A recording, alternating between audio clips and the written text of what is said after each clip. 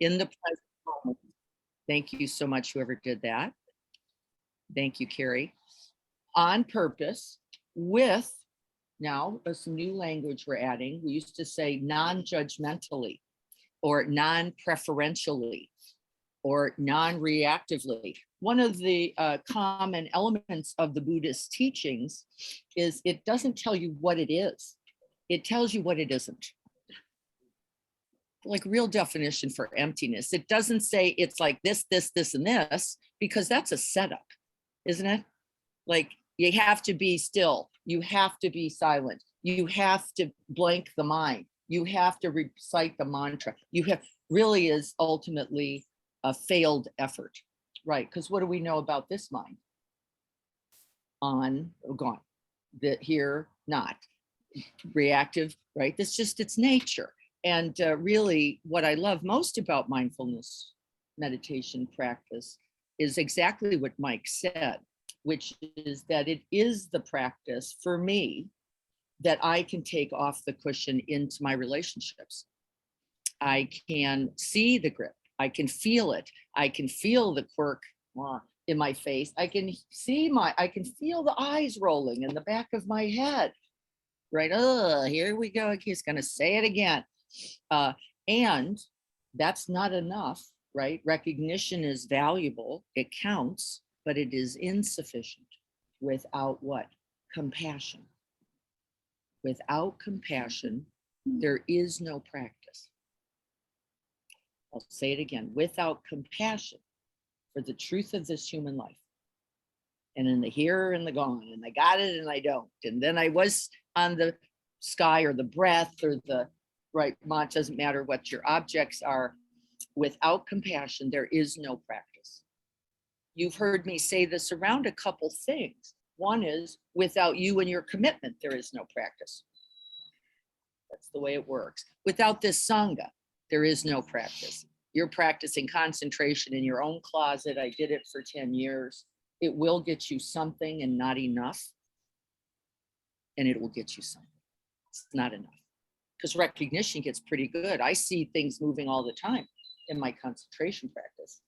How to be kind with it, how to be welcoming, how to be open, how to be receptive, how to be in relationship, nothing. But boy, could I concentrate. And could I see those moving objects, including movement of the mind. It was incredible. And in the Zen tradition, which I first learned in, they said you could practice so intently, your concentration could become so precise that you could see the trace of the bird in the sky. You get what I'm saying? You could see the trace of the bird, not just the bird, but the trace of it in the sky. By the way, that is correct. By the way, it doesn't help your marriage. It's not going to make for a better marriage. It's not going to make you a better parent. It's not going to make you a better human being, by the way. And boy, it's pretty cool. Isn't it? You go, whoo, look what I can do. Yeah, it's a little ego building if you're not careful, and it doesn't change the world. We have marksmen. We teach mindfulness, as you all know, to Navy SEALs. Why do we do that? They're the best marksmen ever. Except what? Where is the rest of the practice? Where is the sense of brotherhood and community and, right, bringing benefit to the world? You have to be careful, don't you? Right? You have to be mindful. And so thank you, Mike, for joining us today. The reason we're going to do non-meditation meditation then is this comes from the more higher level schools, the Dzogchen and the Vajrayana. And Pema brings that down into the Tibetan trainings every once in a while. And this was one of her attempts to bring the Vajrayana teachings, highest level, diamond radiant is the way it's often described, where also things like transmissions, just the being with someone who is holding that heart mind is going to invite it for you. Yes, it does. Okay, so we're going to practice together now. Victor, it's so wonderful to see you. I have missed Victor live since before COVID, when he was getting ready for that Burning Man with the funny camera. It was absolutely fabulous. We drank a lot of vodka that day. I'm still recovering from that. And we get to see Victor on Tuesdays sometimes. But Victor, what's the name of your friend here? Yuji? Yuji, welcome to, wonderful to have you, Yuji. We love having new members because the new members, Victor, of course, is not new, but anyone new invites me to get right home to basics and to not get so fancy, because all the fancy in all the world doesn't make for a good practice, really good basic practice with good instruction. And so I will work for that today. So you're going to find a comfortable posture, one that may be different than Vipassana. We aren't looking for to be too stiff or tight. We're going to be sitting. These practices, now meditation is considered continuous practice. So how would you sit if you were going to be practicing this practice forever? That's the sit. What is that one, right? So this one doesn't, or lying down. Yeah, this is not going to work well. You're going to end up feeling rigid and stiff and stuck and resentful from that. So you're going to sit back a little bit. And Joseph Goldstein says at least by 10%. I'm going to say a little more. I'm going to say a little more for this practice. You're just going to make contact with whatever is anchored to the earth and then to your seat.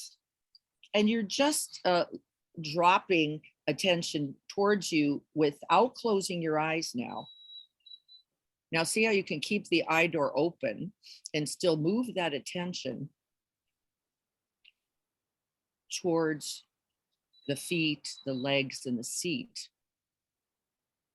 And let's just do a little practice there. And the way that you're awakened to that is through sensations. Maybe sensations of hard or solid. And what you'll notice is then where attention is placed, the eye door, whether it's open or not, closes. Can you feel that? Like if I'm really dropping into the body, I'm not seeing now. It doesn't mean the eye door's closed. I am, however, sensing. So then where do we place the eyes? Well, in non-meditation meditation, you're placing the eye in open space. The attention is resting in awareness itself, no object. For some people, practicing looking out at the sky can support that sense of vast open space, maybe this big space in front of you here. For some people, they begin better in a smaller space called right here, beneath the nostril. We're going to steady the eye. However, we're not going to be looking around, because if you are, you're looking at objects. This is a non-object specific practice. You want to let the eyes rest. And I love this instruction from Pema. She said, can you begin to place the eyes near the tip of the nose and then out some, rested. Rested.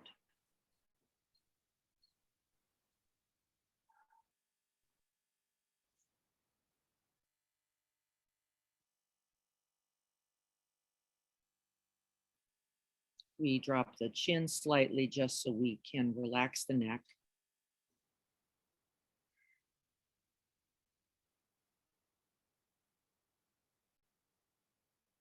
And so for people who need additional supports in the initial phase of non-meditation meditation, you can actually use the breath because many of us have developed a relationship to the breath. You can breathe down and out and into open space, making contact. And then you can breathe that open space in to the body, also open space.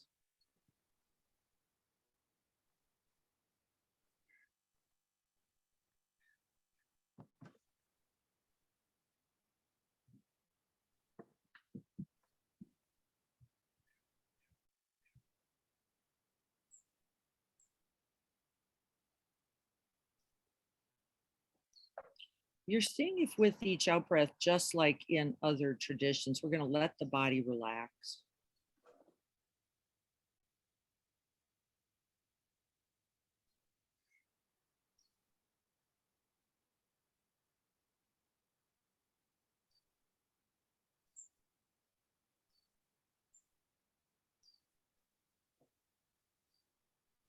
When you touch an object with your attention, rather than go into criticism or judgment, you just note object, or you could name the object breath or sensation as a way of unhooking from the object back into open space, back into awareness itself.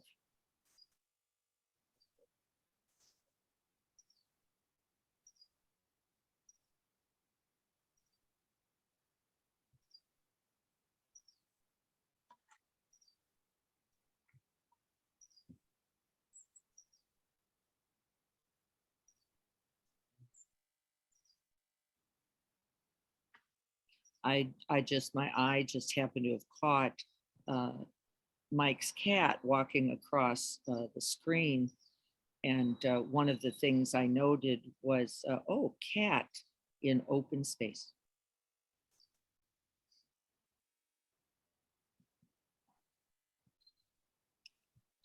Bird song in open space.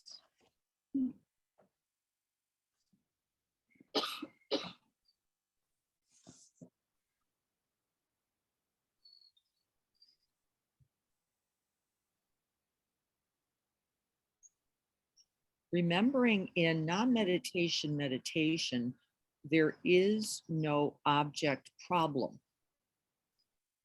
No object problem. We don't try to get rid of the object, neither are we trying to keep the object.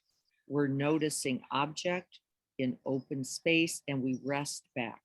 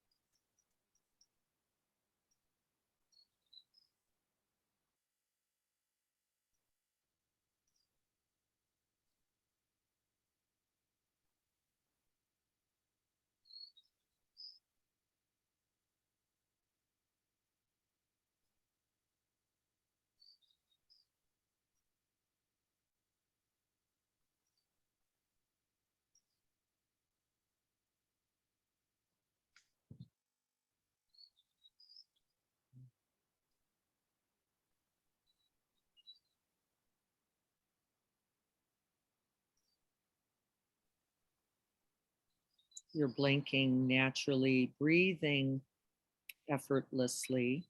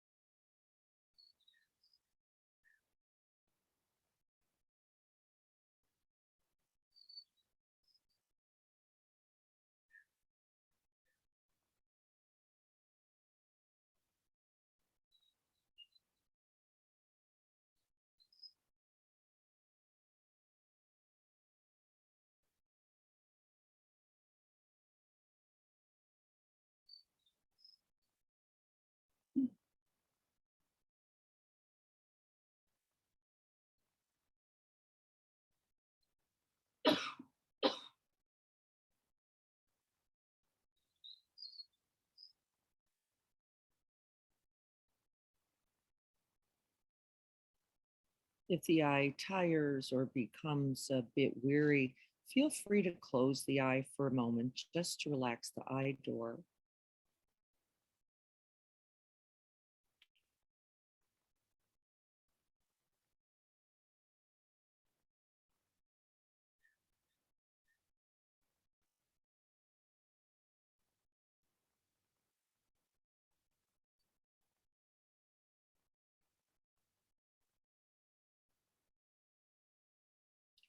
Present moment awareness,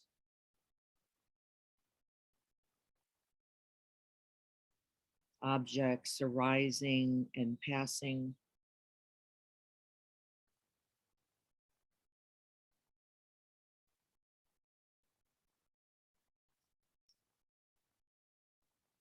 No preference, no bias, no attachments, and no rejection. Noticing those little pulls. And in the recognition, as we know in this tradition, liberation. The moment of recognition is a moment of liberation, a moment of awakening. And so we smile.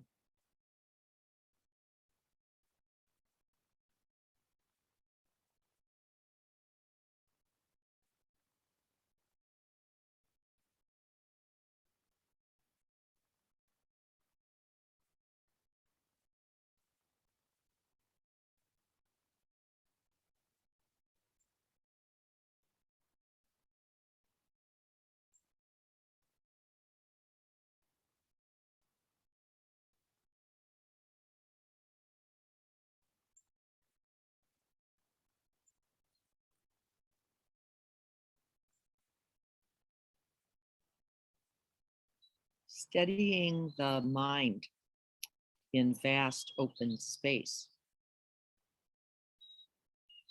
boundless,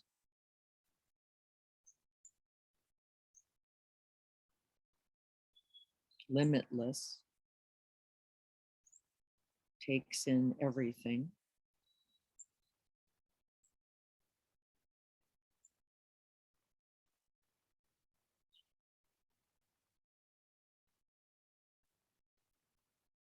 And lets it go.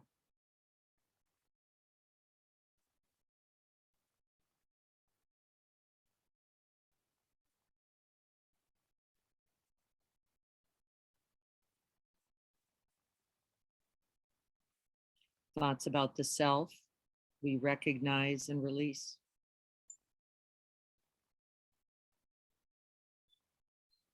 And then smile.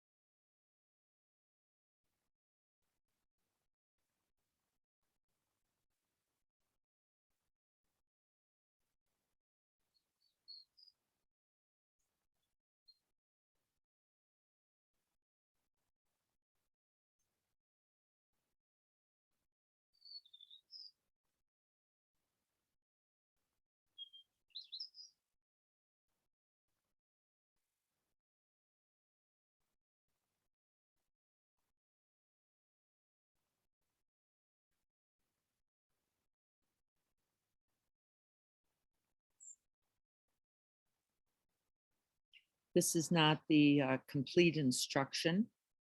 This is the initial instructions for non-meditation meditation. You'll get a sense of steadying mind, less attachment to objects. The body begins to still and settle, as does the mind.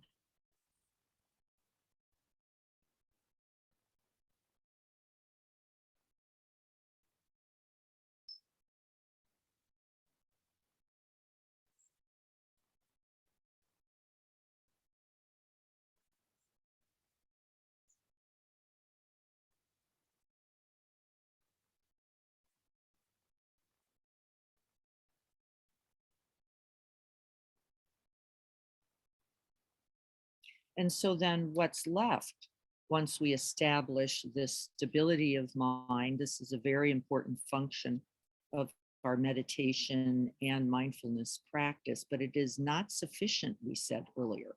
What then is invited is to be able to open,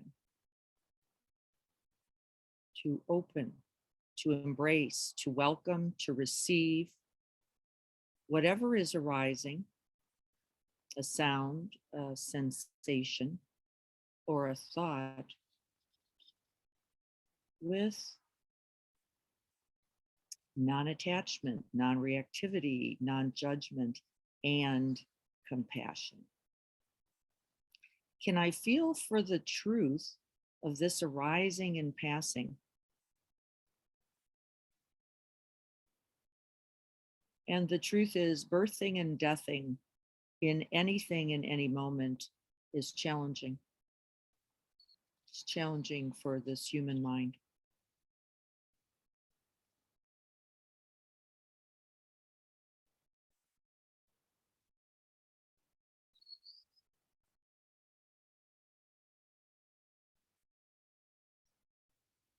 If I get hooked by a thought, if I get stuck in a sensation, this is the path to suffering.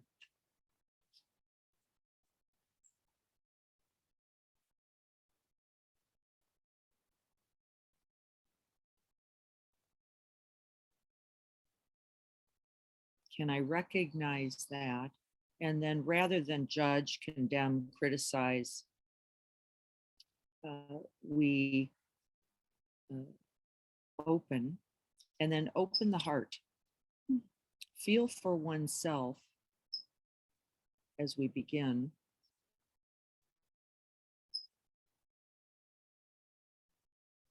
As we recognize the truth of this suffering, the whirlpools of the mind, hooked, caught, rejecting.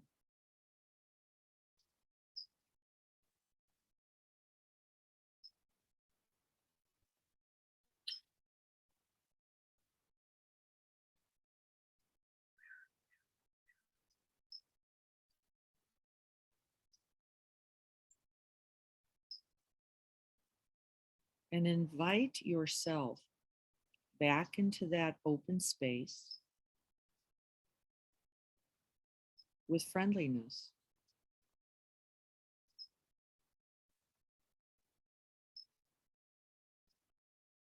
With essential gentleness.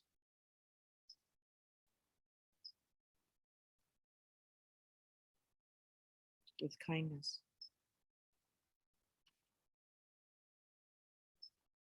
Can I feel for myself in this moment of, as Chogyam would have said, being all tied up?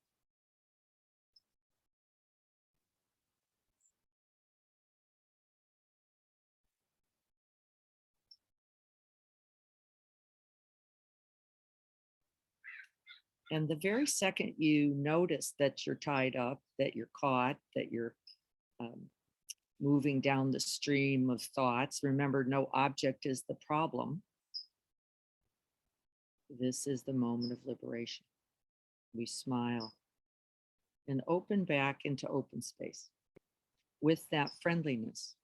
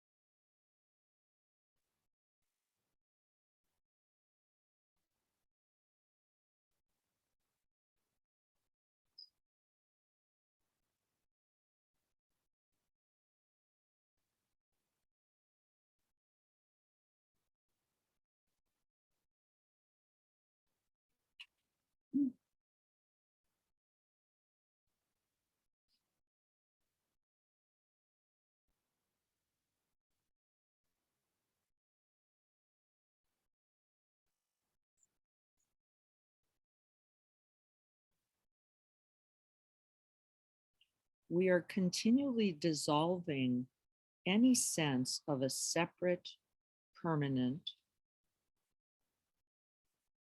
fixated self back into open space.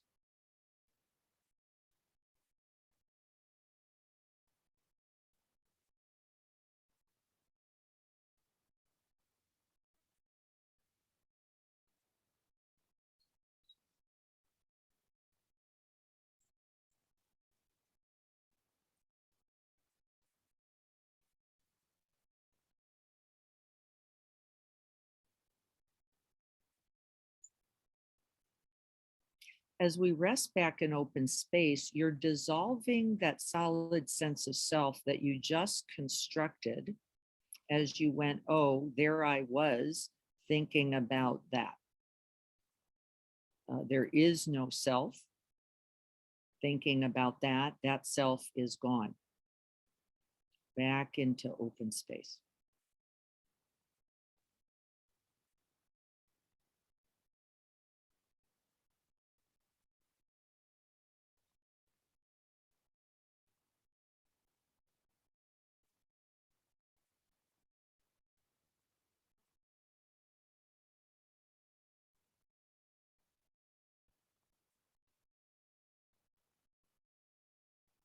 That itch arising and passing,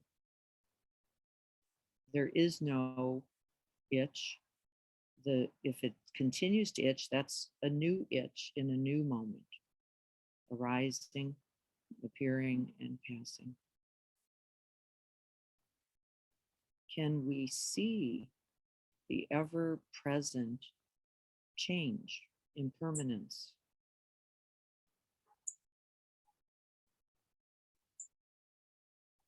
And not personal aspect of this reality.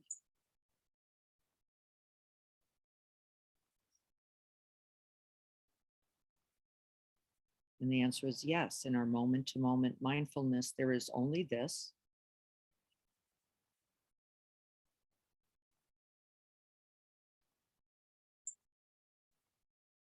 And this.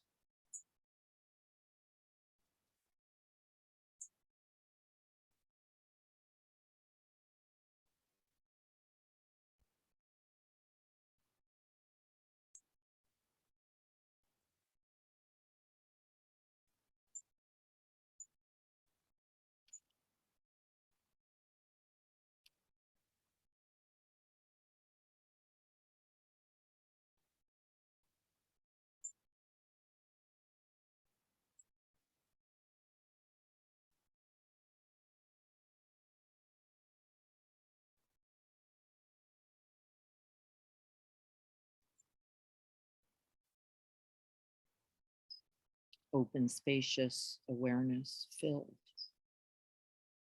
really completely filled with love and kindness, compassion, joy, and equanimity.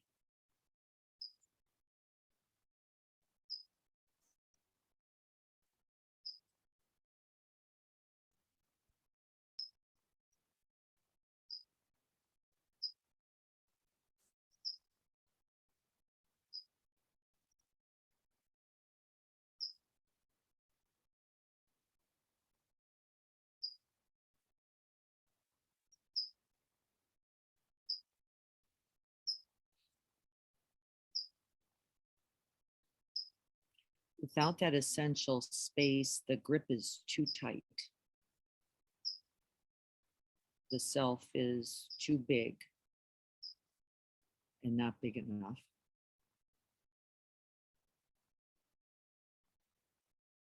To feel the sense of that goodness, the sense of that responsiveness.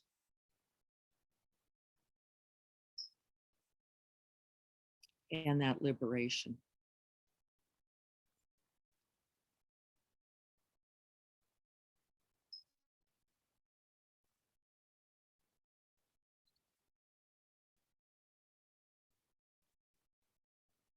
the heart mind of bodhicitta, this awakened one. They are intricately woven together.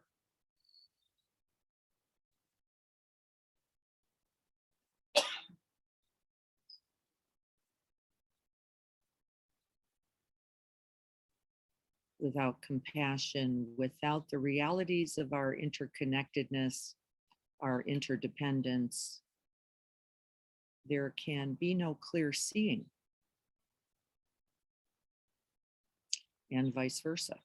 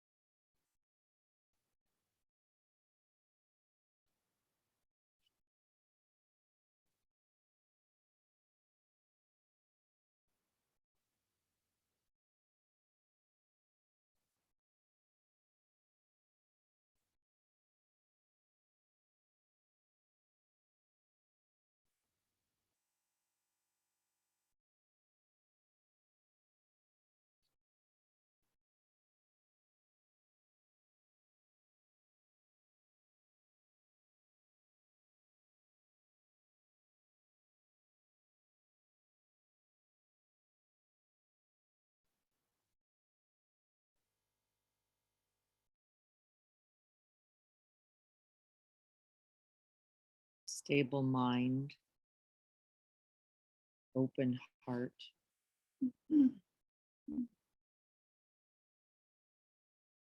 Present body.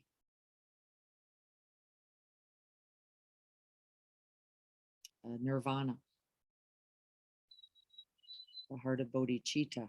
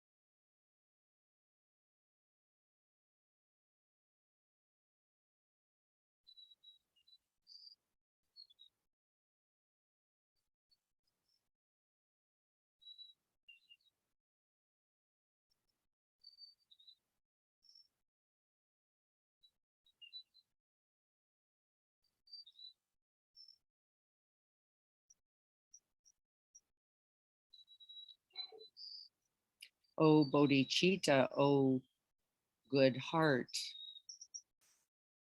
O precious one. Invoke bodhicitta in whatever way can be an invitation for you.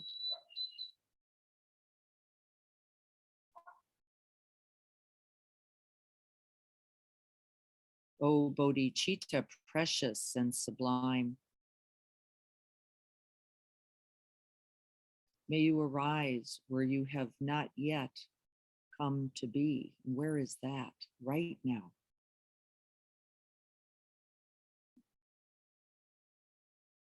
And now.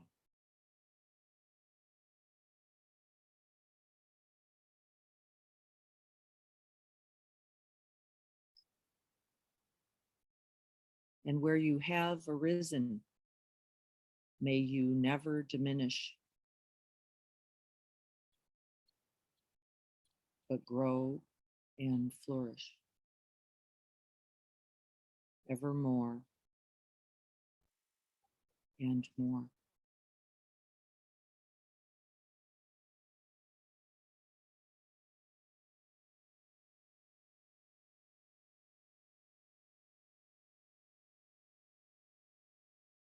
May we all be happy and have the causes for happiness.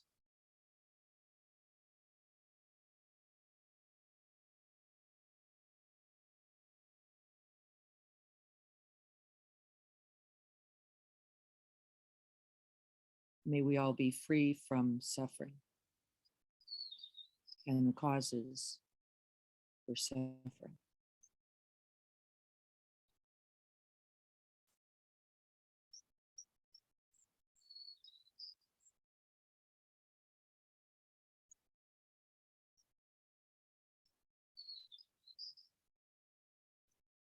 May we rejoice at our good fortune and wish this good fortune for others, free from greed.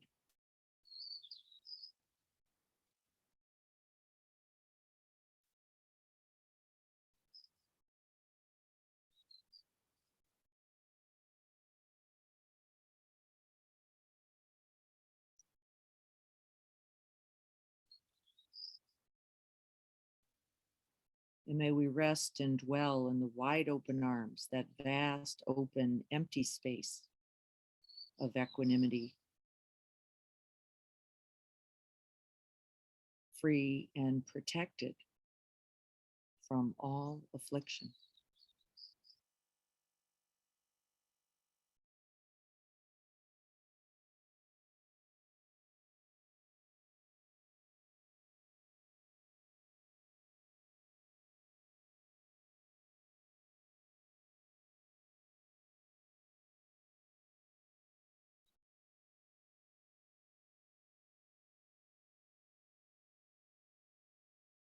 And may this practice this day, may it contribute.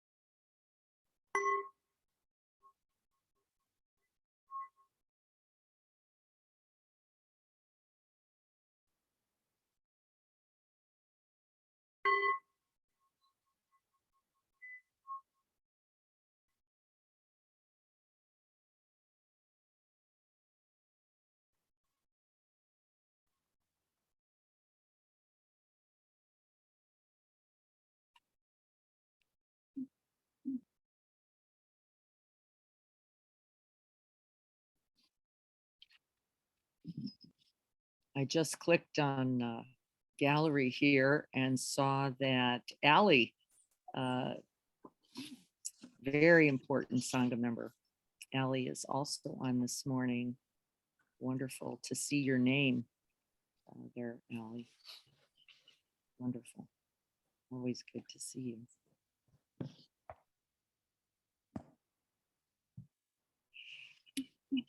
So let's talk about what your experience was. How was this for you, this non-meditation meditation? Where were its challenges? What was its, boy, that was easier.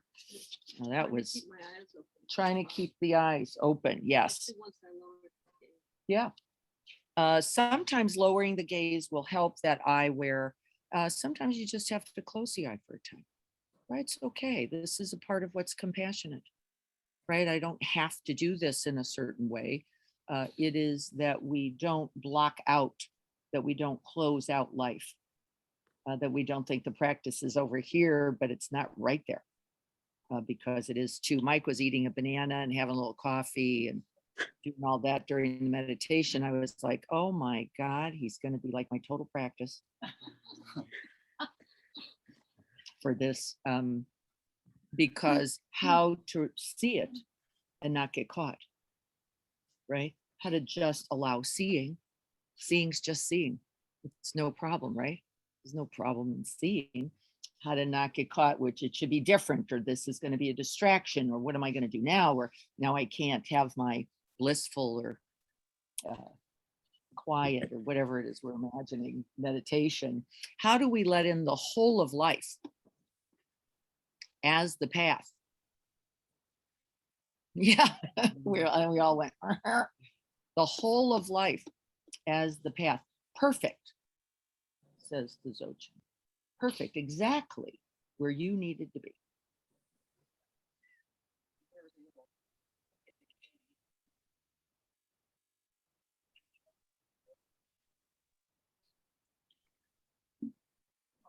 I'd like to just make one comment.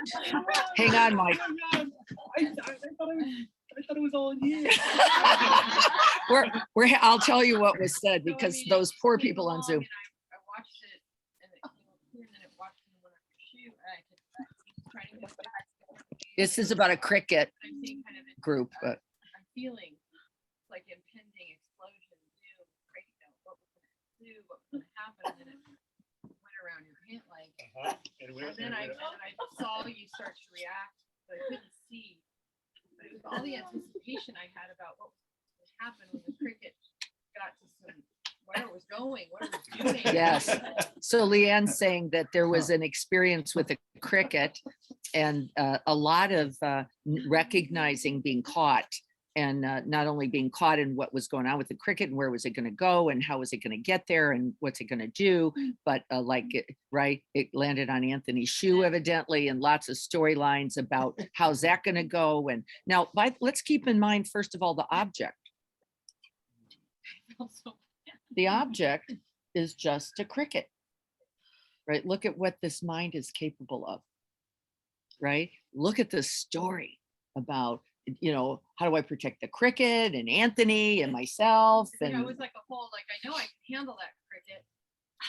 I can take on the cricket if it's going to hurt. I don't know what's going to happen. And finally just popped back out of pant leg. And so I just thought it was really relevant. I mean, it's great practice. There is just crickets all over the place. There's a life full of crickets is what we're realizing. Like, wow, it all worked out with the cricket. I don't know what happened, but it worked out.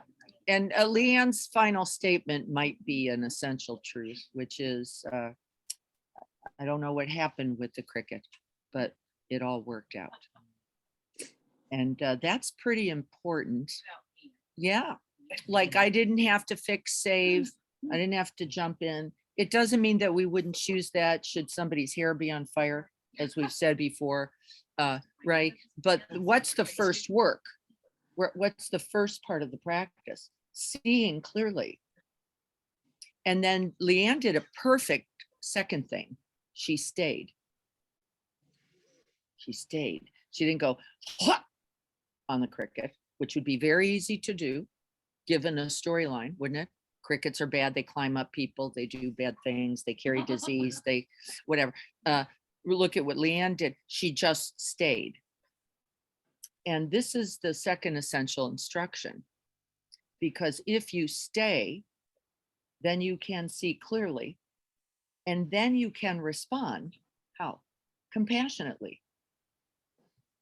In whatever way might be needed. We've had 1,000 conversations in this Sangha, so we won't do it today, but that includes do something with the cricket, possibly, right? That might mean that.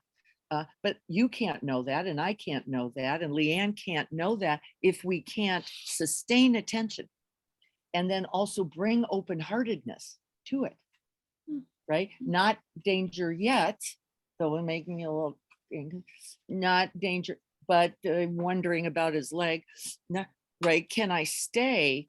Abide is one of the words we're using, right? In attention with an open heart, without what? Rejection, without aggression, without greed, right? So that we can see what's needed. And then our compassionate self would say whatever is required. Right? You would do whatever. And if you had to brush the cricket because, right, without hostility, without aggression, it's not essential. I'm here, I see what's happening, right? And nobody decides this. I hear a lot in the practice, and then we'll get over to the Zoom. Well, what do I do? What do I do? Well, I don't know. I'm not as smart as you in that moment that you're in. I don't know. I know that these two elements will give you everything you need. And then, by the way, I have complete confidence in that. I really do. Whatever comes out of clear seeing, presence, staying, and then a compassionate response, by the way, the only option now. That's the only option. You don't have to kick the bird sounds out. You don't have to get rid of the cold, right? You just say, okay, like this, I might put a wrap up. And can't that be just fine? Of course. Can I just let the cricket be and stay in attention with presence? And the answer is this practice really, for me, allows that in my everyday, then every moment. Can I just arrive, abide, and stay for a while to see what's needed? And then I offer, by the way, somebody said this yesterday, and so I'll make a note of it and then we'll open. Somebody said once again to me, wow, you really don't worry about what other people, because I canceled something and said, I just don't have it today to do that. Yes, go ahead. Somebody said, wow, you really don't care. It's not true. I care that much. Actually, I care that much. Why would I want to be victim myself, to something that wasn't right? Or number one, right? I didn't have the energy. I didn't have. Two, why would I do that to somebody else? And to show up halfway without that right energy, opportunity, or joy, or ease, or whatever it is I could bring to the table. Why would I do that to others? Right? Don't we always know? Yes, we do. You watched them come in going, uh-oh, that's not right. That's a lot of people's Thanksgiving. Uh-oh.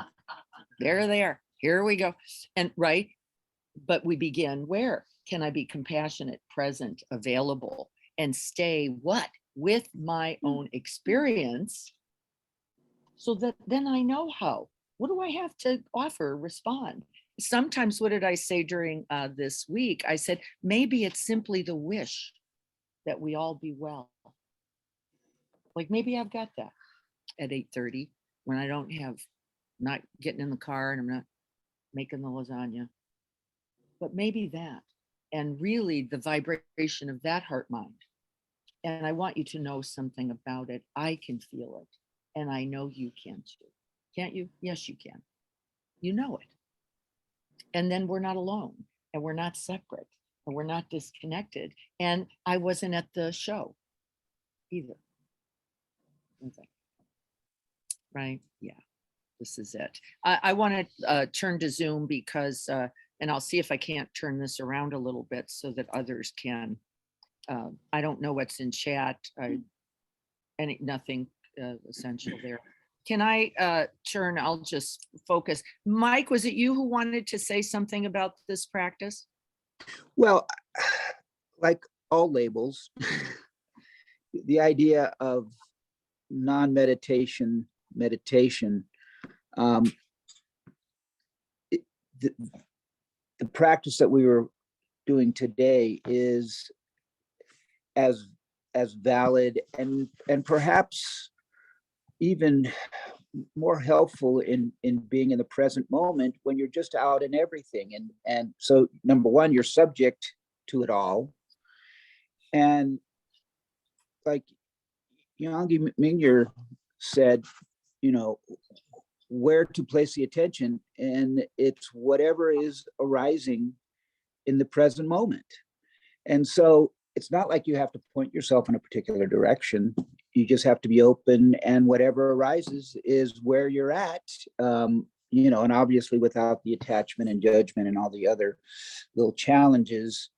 Although those little things are so important because that allows you to open even further. If you don't recognize that you're having a judgment, then you're missing an opportunity to be open to the whole thing. The other thing that you mentioned was the present moment that is constantly changing. Well, to me that resonated as dependent origination of everything. And so everything depends on everything else. And so there is no present moment. It's already changed. And to be open to that flow is the energy to me is very similar to when you've been in a multi-day retreat and you're doing your final retreat of the evening and you are just deep and you feel that energy, the vibrations,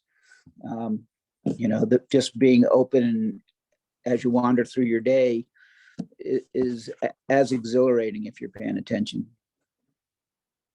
Yep, I would say. So I notice myself.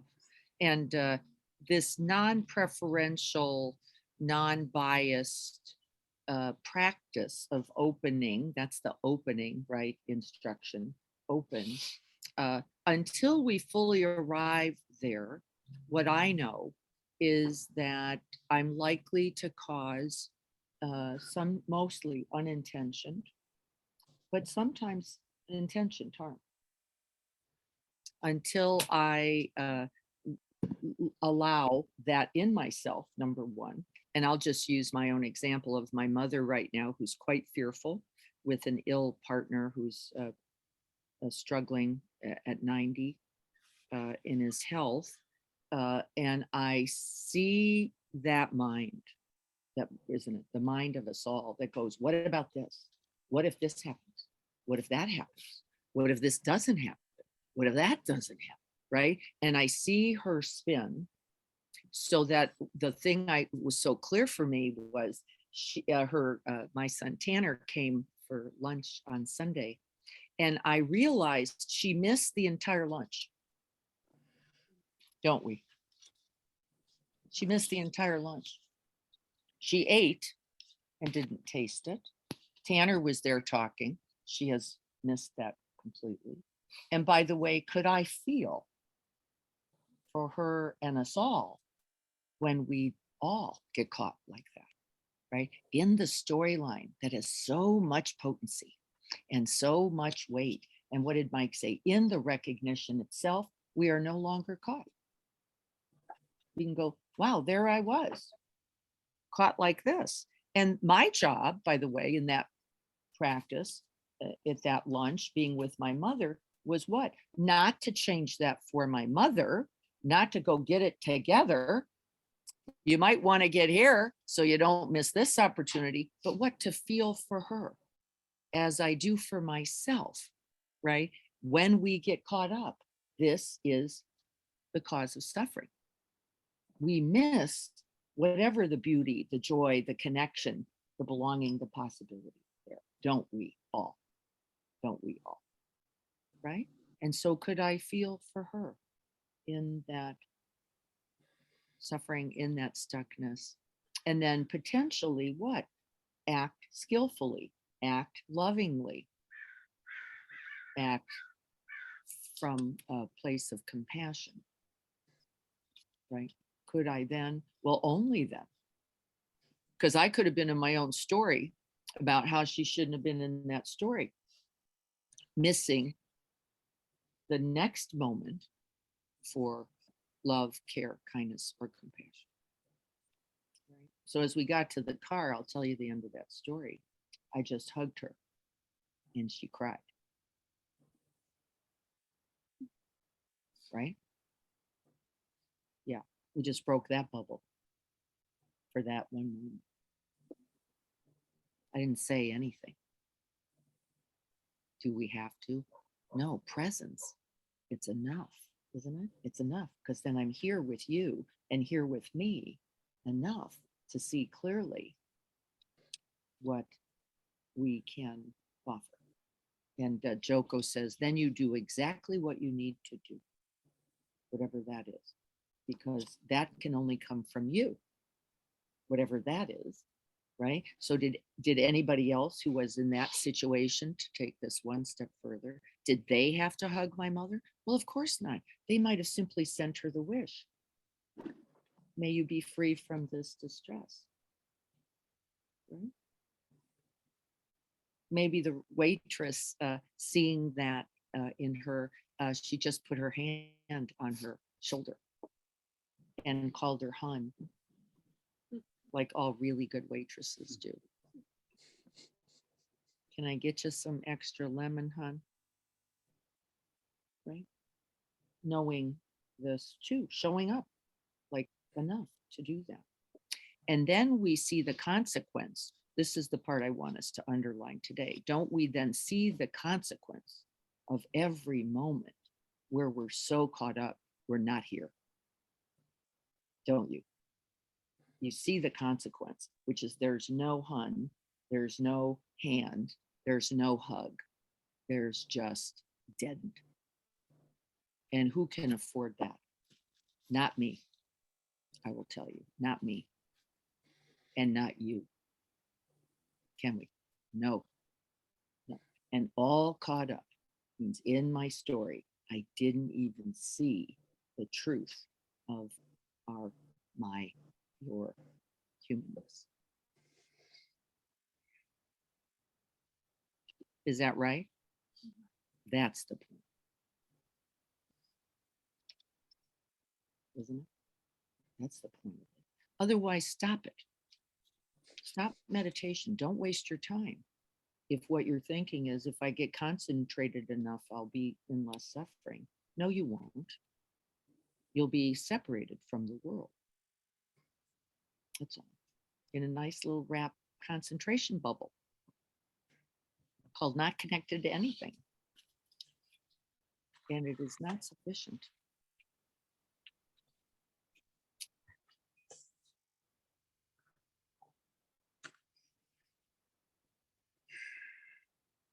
I want to say hi to Mark here. Hi, Mark. It sounds like, Mark, you came to us through Pete, one of our Dharma brothers, also teacher. Welcome. Welcome. Thank you. Good to have you. What else do we want to say about this then? For the instructions. See, the instructions are really life. They're not just meditation instructions. They're life. Show up, get present, bring your attention and your whole heart, right? Establish that so you know where you are. That's a little handy. Open, and then stay. And then that means this moment and this one and this one. And the final instruction says what? And then feel for the truth of this present moment. Not only for yourself, it expands naturally, by the way. There is no need to go, I gotta get out somewhere. Don't worry about it. It does itself. It does itself. Then you can hear the bird, watch Mike peel his banana, watch my mother in distress without getting caught in some story about how it should be other than it is. Right? Isn't that? Then we don't get caught up in, but not this. Not this one. I didn't sign up for that. I didn't sign up for taking care of my mother with a partner who I don't really, is not my dad. Right? And it doesn't matter, does it? Doesn't matter. Because that is my mother. And according to the Dalai Lama, by the way, everyone has been your mother. Everyone is your mother, because we are all in this, essentially, interconnected and together. So then you would do what you would do as if it was your own mother. Right? And I love that, don't you? Because then look how protected we all are. Because we're going to be there for each other like that. Because I'm counting on you too. I'm counting on you to see that in me, just like I'm going to see that in you. And this is the whole of the practice. Right? So somebody said to me yesterday, uh-oh, I forgot my 60 breaths. Uh-oh, I forgot my 60 breaths. I said, were you kind today? Were you able to be there for yourself and another? Count that, because that's presence. I say count everything. That's right. but not really. Yes, I know exactly what you mean. The minute you see that you weren't there, you're there, is the point, right? And the moment of not being there in some way, and again, these are old teachings. Out of the suttas, it says, without suffering, you cannot find a way to its end. Because you can't see how you got caught. You can't see where you got stuck. You can't see where the mind looped. You can't, right? And so this is the truth. One of the slogans that we've been working on in the last week is, first of all, be grateful for everything, because everything is its teacher, and everything to which we awaken, all the more, right? It's all good. It's all usable, including getting it. I'm an expert at seeing where the mind wasn't, where I wasn't able to stay, right? This is the beautiful beginning. You just keep going, wow, then I was over there hooked up to that stream of thought about how if only, and then, right, that's as beautiful. It is as beautiful and as necessary. And as necessary. Anything else, Mark? How was this practice for you? Since it's a little different even for us. Yeah, so I actually found it initially very difficult to try meditation without meditating, with the open eyes specifically. So once you gave the instruction that we do not have an object problem, that was really the shift for me.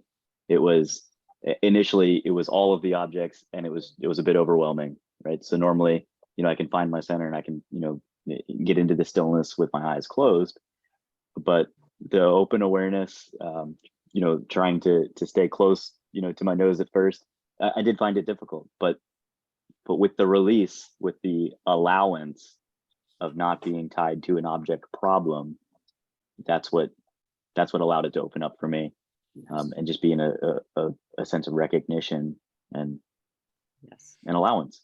Yeah, and then you can even potentially be in joy, cool object, right?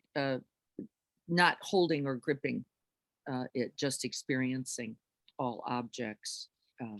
And can you see the flexibility that gives us then? I can just be with everything, the dog barking, the bird, whatever's happening is happening. And the instruction is very precise, which says, and open space. And open space. The object in and open space. So no problem, right? Because we never lose contact with open space. In the Vipassana tradition, they might say it like this: you never lose stillness and silence. It is always here. It is always available. It is always present. And we simply have to open into it. Just like this idea of open space, right? It's always here. Then it goes further, by the way, and says, and so is your own Buddha nature. It's right here, all the time. That which in you sees clearly, can be open-hearted, and respond is always here. One of the little mind games that I used to play when we were together in Encinitas was I would be wandering the streets and looking for the Buddha nature in every person I pass, just kind of, looking at them and seeing if, I could notice the Buddha nature. And inevitably, every person that I ever pass, and sometimes walking along the cliff and looking down at the people on the beach, crowded, look at all the Buddha nature, just being down there. And yeah. I know it was a little game, but it was kind of fun. Yeah, it's actually considered a practice. It's a practice. There is the practice. We're going to be working on that, Mike, next week as we offer loving kindness. And really the practice is exactly that, which is, can we make the offer to all beings, regardless of who, regardless of relationship, regardless of perception, you're worth it, you're not worth it, I like you better, you get it, but not you. can we actually practice being open-hearted? That's the point of the phrase. The phrase, may you be happy, may you be well, right? The point of the phrase is that opening in you. What's that phrase for you? To say, and I am open now to you like this, down there on the beach, or up there in the sky in the plane, or for me, every time I hear an ambulance, right? I feel really like, may you be well, may you be safe, may you be free from distress in this moment, right? These are little practice moments, and good for us all, because how could you practice it and then be aggressive? Well, you couldn't, could you? You couldn't do it. It wouldn't be possible if you started with that open-heartedness. You're like, well, now we're together.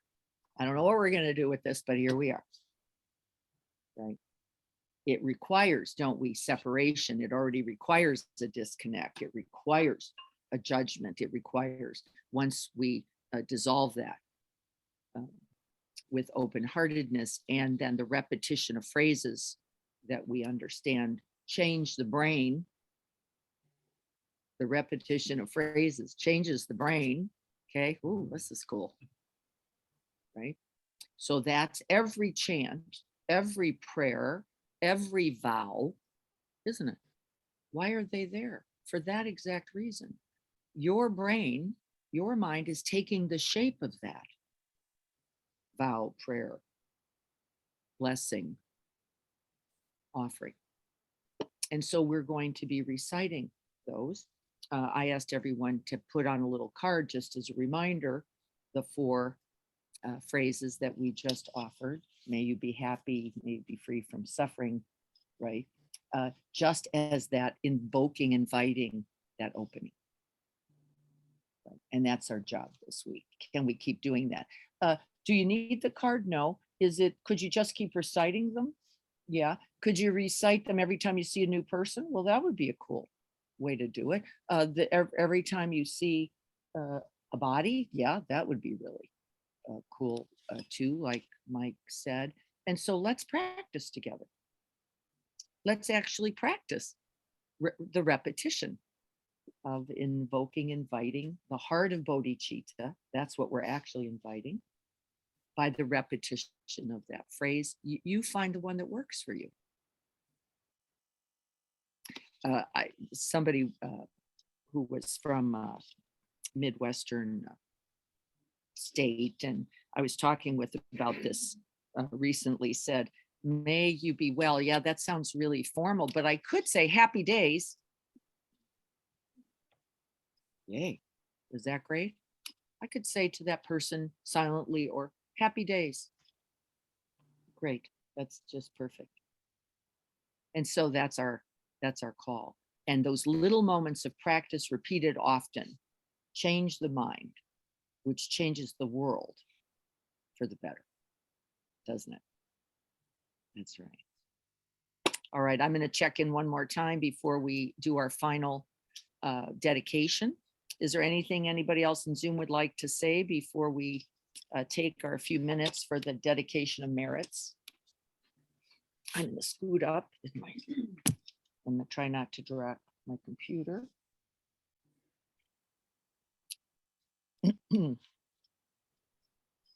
Just finding the way back to the body. Sense of the body sitting here. This is a beautiful anchor and ground to the present moment.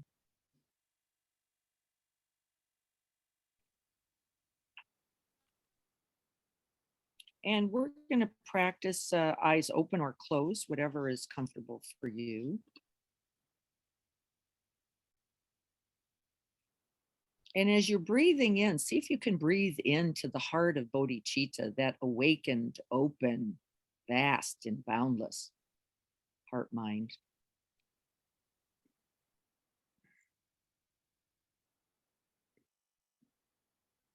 The one that genuinely wishes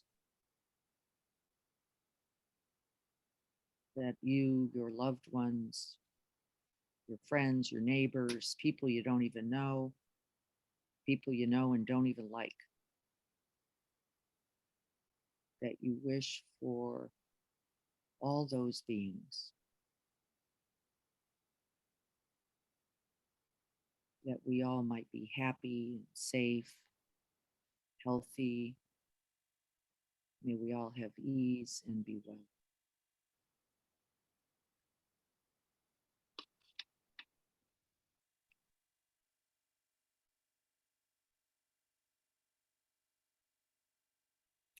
And then we gather all the goodness of this practice today.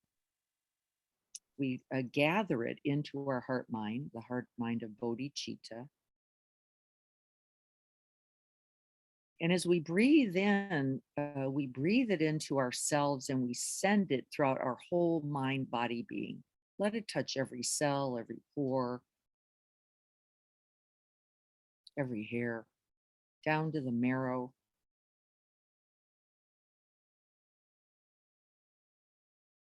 May we offer the merits of this practice today to ourselves. And in that immersion, in that soaking in the goodness, it begins to expand itself. And then we can call to mind all those others, all those mothers, all those friends.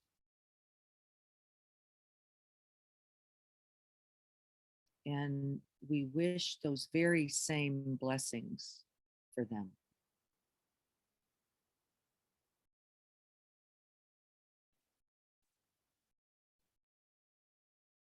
And may we offer all merits, all blessings, all benefits, all the goodness. May we send it out in all directions throughout the 3 times, past, present, and future.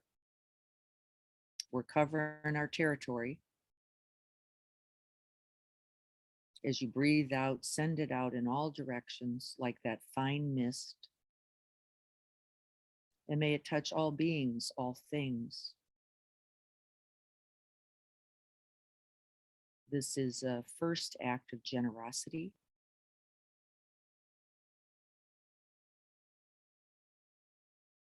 Followed by all the others.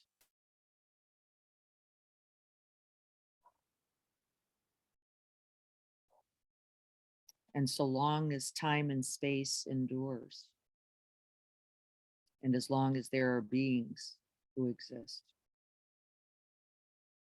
may I so too remain to wash away the sorrows of the world.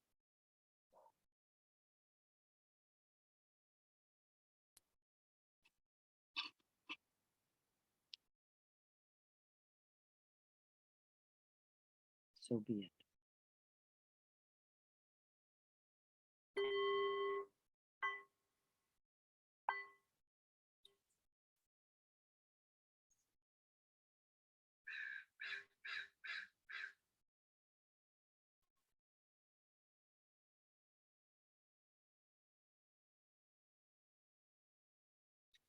Thank you, Mike and Mark and Allie. I think Allie's already gone. Adrian, I see you too. Thank you all for being here. Thank you all. Victor, so lovely to see you. I'm sorry we couldn't offer you a coffee this morning, but hopefully we'll get to see you again and be able to make that offering. We've got a little challenge. One is I'm realizing we need the screen so that everybody can see everybody. And I happen to have one right there. So I'm thinking my husband's got a little project this week. That poor guy. And so I would love for us to do that. Seeing each other is important, isn't it? That you could see who's on screen is also important. And for the people on screen, it's important also that they see you. And that's very difficult to do, but it feels like a beautiful way of expanding, doesn't it, our Sangha? 18. Yes, very nice group. increase the numbers. so you know Yes, how. yes. Well, I think we're going to keep working on that. Mark, I hope we get to see you again. Absolutely, I'll be back. And as far as expansion goes, I'm actually in Maryland. So Wowie, this is- wow. Well, thank you, Mark. That is fabulous. That's wonderful. Yeah. Happy to hear Maryland. I hope you're not freezing there. in no, Mar- it's nice today. All right, yay. Good for you in Maryland. We'll see you again, everyone. Good to see you all. Blessings, Mike. Blessings to you. Wonderful to chat with you and to have you here in our Sangha once again. Always here, of course, but wonderful to see you. Be well, everyone. Have a beautiful day. I'll Thank see you. Thank you. Thank you. See you You're so later. welcome. Okay, honey. Bye-bye. See you soon. Bye-bye. Bye-bye.